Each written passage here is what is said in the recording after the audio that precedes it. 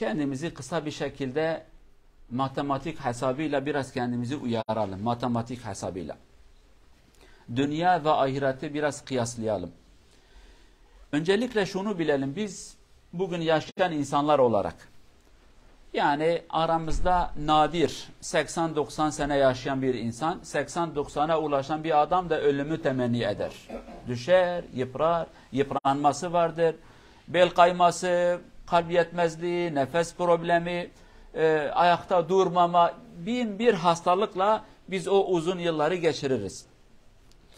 Fakat kısa bir hayatı Cenab-ı Allah bize nasip etmiş bu dünyada. Biz bu dünyada kalıcı olarak gelmemişiz. Bu dünyaya misafir olarak gelmişiz.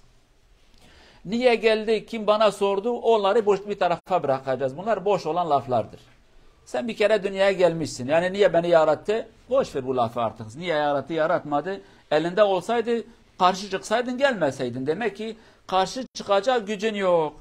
Bizim bazı çok akıllı insanlarımız diyor ki bana mı sordu, beni insan olarak getirdi? Sana sormadıktan sonra demek ki sorma hakkın da yoktur. Bu meselelerle kafanı yormayacaksın. Sen biz emri vaki dediğimiz şimdiki duruma bakacaksın. Şimdi sen hayatta mısın? Evet. Bazı kararları verebilir misin? Evet.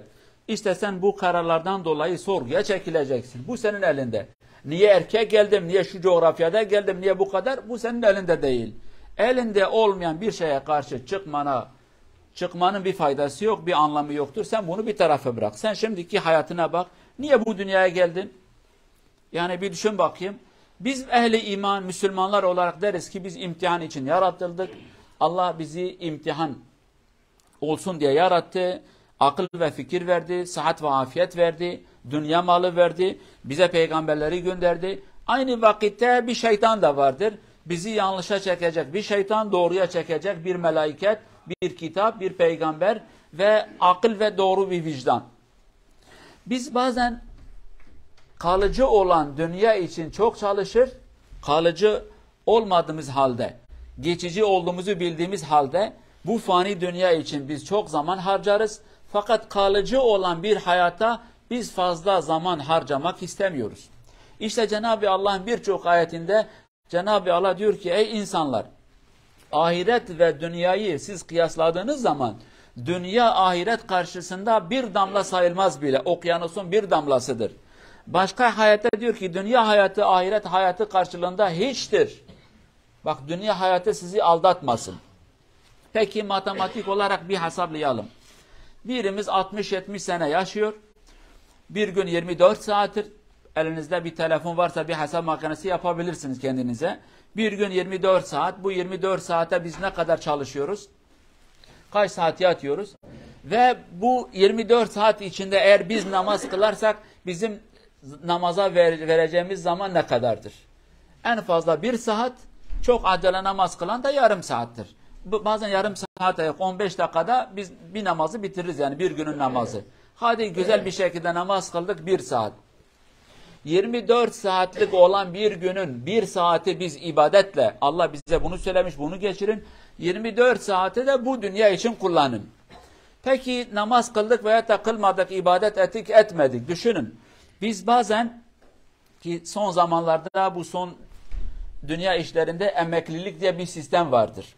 O da her bir ülkenin bir yaşı, bir sınırı vardır. 60, 65, 67, 63, 70. Hastalık varsa erken emeklilik. Yani bütün bunları bir tarafa bırakalım.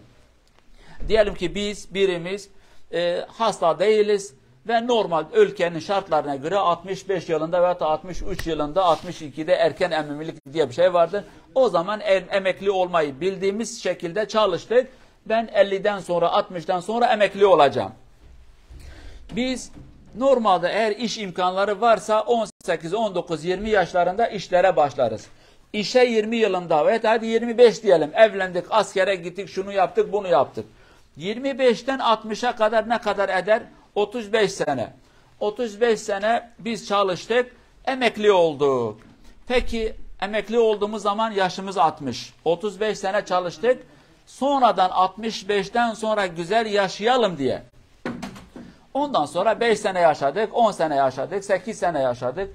Bu 8, 10, 15, 20 sene yaşadığımız yıllarda doktorla, ameliyatla, ondan sonra hastalıkla, mücadele ede biz geçirdik. Bütün bunlar da bir gerçektir. Biz 35 senemizi, ömrümüzün en güzeli, yaşımızın en kaliteli ve en verimli olanı biz çalıştık, rahat görmedik, eziyet gördük, sıkıntı çektik, bütün bunları yaptık. Amacımız neydi? Amacımız 65'ten sonra emekli olduğumuz zaman iyi bir şekilde yaşayalım. Yani güzel günlerimizi kötü günlere kurban ettik. Yani mesela adam şimdi genç çalışır, doğru dürüst bir yemek de yemez, bir elbise de giymez, istirahat da etmez, tatile de gitmez. Haftanın 7 günü, 8 günü çalışır, 24-25 saat çalışmaya çalışır, para toplar, biriktirir. Bütün bunları yaptı, yemesi mümkün olduğu zaman yemedi. Sağlık yerinde ne yiyebilirse yer, fakat yemedi. Tatile gitme imkanı var, gitmedi. Şunu yapma imkanı var, yapmadı. Bütün bunları yapmadı. Yaşı 65, 67, 70 oldu. Artık her şey yiyemez. Şunu yeme tuzludur, şunu yeme yağlıdır, şunu yeme şekerlidir, şunu yeme efendim şudur. Yeme. Adama 10 tane sınır getirdi. Yazın şuraya gitme, güneş sana çarpacak. Kışın şuraya gitme efendim, soğuk sana çarpacak. Şunu yapma, bu sana çarpacak. Yani adamın elini, kollarını bağladık. Fakat bunu bildiği halde 35 yıllık gençliğini bu yaşlara kurban etti. Ve artık kaç sene yaşayacak? Çok nadir bir insan 35 sene çalışmışsa da 35 sene emekli olacak. Bu kadar insanlar yok. Çok nadir. Yani 65'te adam emekli olmuşsa 35'i de üzerine koy 100 eder. Yani aramızda 100 sene yaşayan çok az insan var. 70, 75, 80. Hadi 35 seneyi 25 sene güzel geçireyim diye biz bunu kurban ettik. Yani 35 seneyi biz 25'e kurban ettik. Peki değerli cemaat, bu sefer ahiretin hesabını yapalım. Biz 65-70 sene fark etmez. Her günü ibadetle geçirmişsek bile her gün, her saat, her dakikası ahiretteki olan hayat eğer Cenab-ı Allah bize cenneti nasip ederse 35 sene değil, 60 sene de değildir, 1 milyar sene de değildir. Sonsuz bir hayattır. Sonsuz bir hayat. Yani bu dünyada 20 sene güzel yaşayalım diye biz 30 sene, 35 sene kurban ettik. Fakat öbür dünyada rahat olalım diye ve sınırsız bir hayat, sonsuz bir hayat.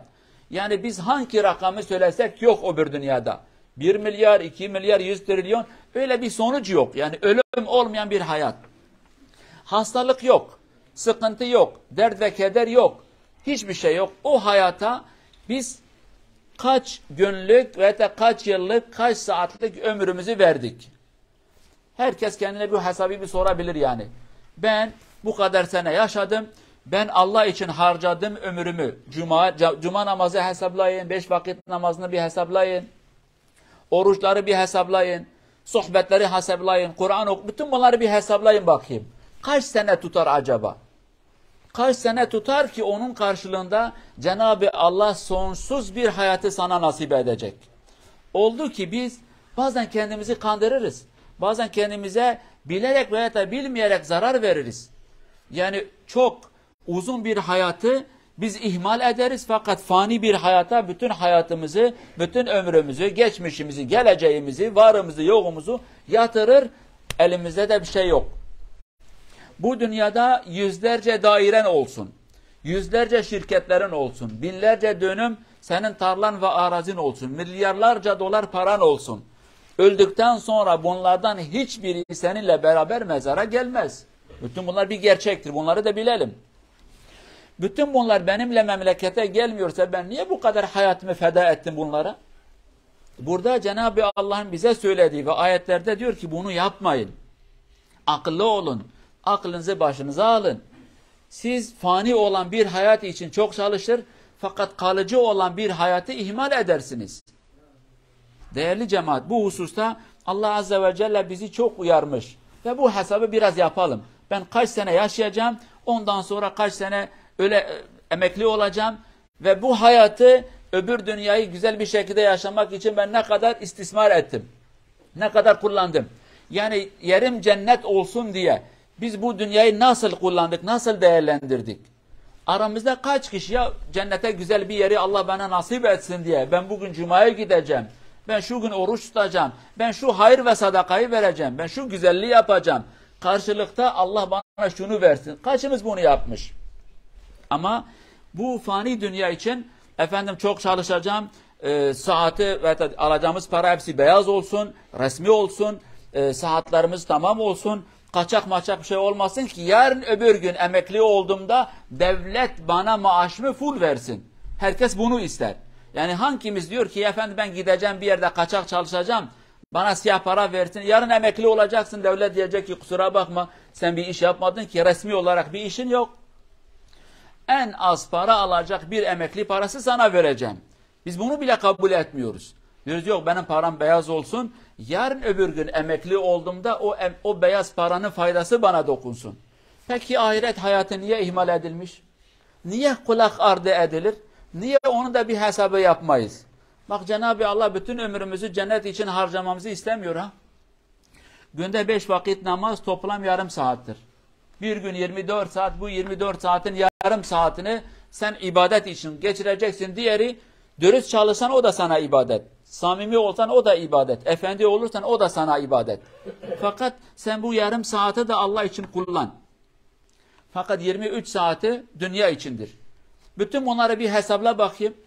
Günde 1 saati biz Allah'a harcasak bir senede 365 saat eder. Onun karşılığında 23 saat çarpı 364 kaç bin saat eder.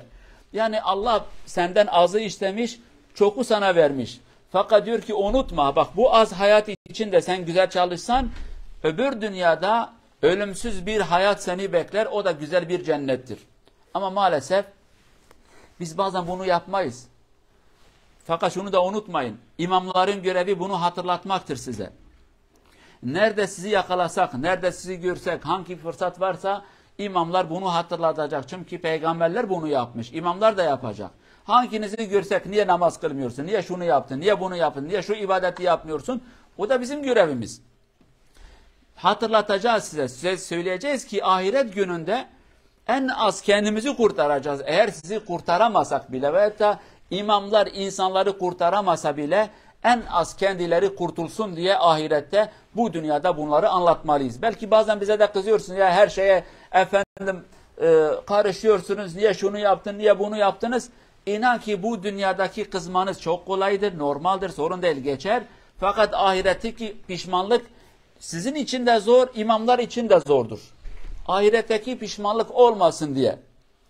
Nerede bir fırsat varsa sizin boğazınıza yapışıyoruz. Sen niye camiye gelmedin? Niye oruç tutmadın? Niye hacca gitmedin? Niye ömreye gitmedin? Niye zekatını vermedin? Niye şunu yaptın? Tabi bayanlarla sürekli konuşma şansımız yok dolaylı olarak. Ey bayanlar niye başınızı kapatmadınız? Niye şunu yapmadınız? Niye haram yaptınız? O şekilde biz de kendi görevimizi yapar. Çünkü bu dünya geçici. Birbirlerimizi kandırmayalım.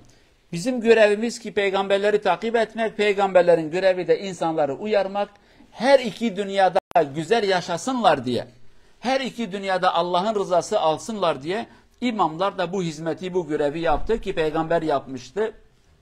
Biz de bu görevi yaparız. İnşallah beraber güzel günlere gideceğiz, beraber tövbe edeceğiz, beraber Allah'a doğru adım atacağız. Ahirette de inşallah beraber Resulullah'a komşu olacağız. Bizim amacımız budur. Fakat siz de veya da normal biz de biraz uyanık olmalıyız. Biraz hesabımızı yapmalıyız. Ben bu kadar ne yaptım Allah'a döneyim bakayım. Yeter değil mi artık? Ne zamana kadar ben bu hayatta o kadar gideceğim? Bu hayatın esprisi ve şakası yoktur. Bunu unutmayalım. Allah'ın da şakası yoktur. Allah nasıl bizi ciddi bir şekilde yaratmışsa ciddi bir hesabı da vardır, kitabı da vardır, gücü ve kuvveti de vardır. Biz de Allah'ın bu gücüne güvenerek ona itaat etmeliyiz. Onun gücünden korkup da ona isyan etmemeye çalışmalıyız. Cenab-ı Allah bizi dünyayı ahiret için köprü kullanan insanlardan eylesin. Dünyadaki hayatını ahirette güzel bir yer elde etsinler diye kullanan insanlardan eylesin. Cenab-ı Allah bizi pişman olan insanlardan eylemesin. Doğru yolda yürümeyi nasip etsin. Ölüm esnasında ah vah pişman olup da Allah'ım bir daha da 2 dakika bana bir ömür ver tevbe edeyim. O insanlardan eylemesin. Çünkü o zamanki tevbenin faydası yok. Allah bizi onlardan eylemesin. Vesselamu aleyküm ve rahmetullahi ve berekatuhu.